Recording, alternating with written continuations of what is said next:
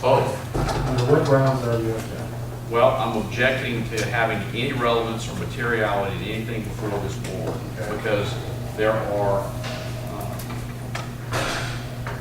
12 grounds under 373121A that this board may consider here today.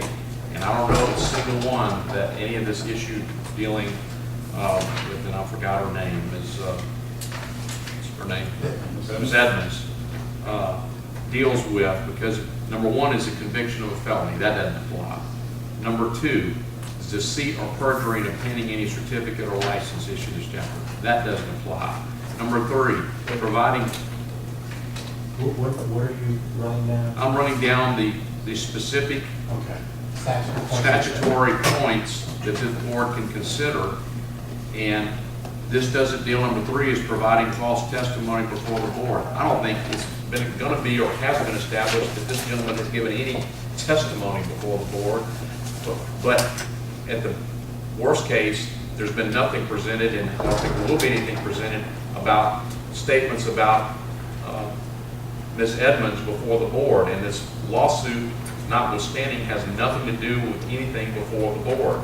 Number four, efforts to deceive or defraud the public.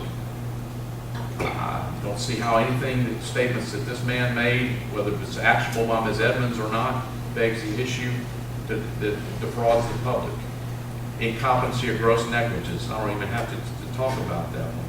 Rendering, submitting, subscribing, or verifying false, deceptive, misleading, or unfounded opinions or reports.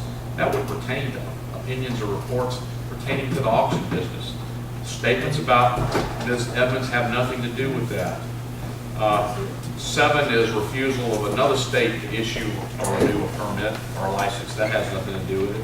8 is aiding or abetting somebody to, so you got to go back through the first 9. 9 would be violation of rules or regulation or rules of conduct promulgated by the board. None of those have been identified in filings in this matter, so I assume that there's no offering on behalf of the board that pertains. 10 has to do with indebtedness to a state or municipal corporation for any tax as an auctioneer. That would have nothing to do with Ms. Edmonds or statements there too. Selling good at an auction, number 11, without having first entering to a written contract, have nothing to do with any statements pertaining to Ms. Edmonds. And then number 12, failing for a period of 7 calendar days after notice is given to make good on the check, which is the return of this asset.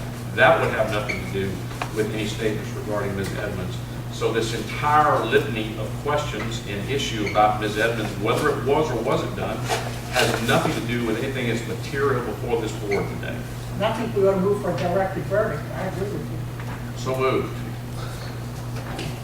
You can explain what that is. I'd be happy to explain it.